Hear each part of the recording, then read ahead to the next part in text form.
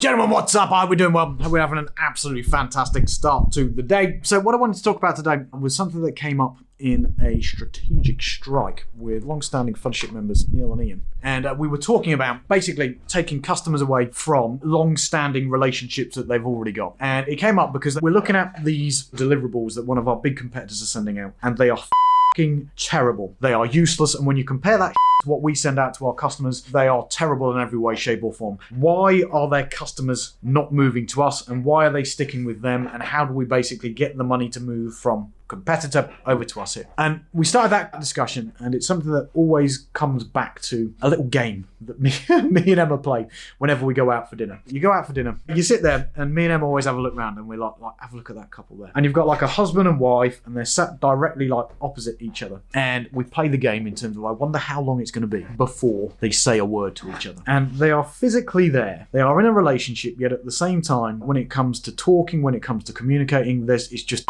silence. It's absolutely brilliant. Either way, I think the longest we got it, we managed to sit in front of a couple and they got through starters, main course and dessert.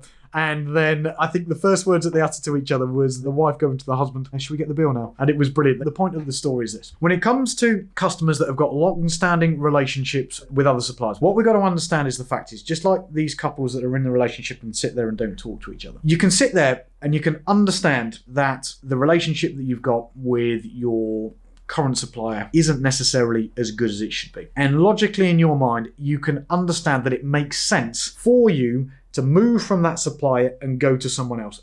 But the big thing that stops people making that decision and making that switch is that pain of disconnect, that thing that they sit there and go, everything is invested with this person, everything is invested with this company, and everything is with them, and therefore for me to move away, yes, it's possible, yes, it's doable, yes, I can see it's better for me, but that creates so much in pain because so much is invested in that thing that right now I can't make the switch. So in my experience, in that situation, what basically becomes the goal? It's like, how can we make sure that we are hanging around long enough so that when they finally get to the point where they say enough is enough, our marketing has done enough, our long-term nurture has done enough heavy lifting to get that person to see the light and then be like, I am going out and I'm going to these people. It's only a matter of time, like with relationships, that someone will put up with that and put up with that sacrifice. You can't necessarily force it, but what you can do is you just got to make sure that when enough becomes enough, you are the first person that they see and the person they remember. And that's what we talked about. Absolutely groundbreaking way to ethically steal competitors from your competition. Wildly powerful, my friends. Other than that, let's make it happen, and I will catch up with you guys on the next one.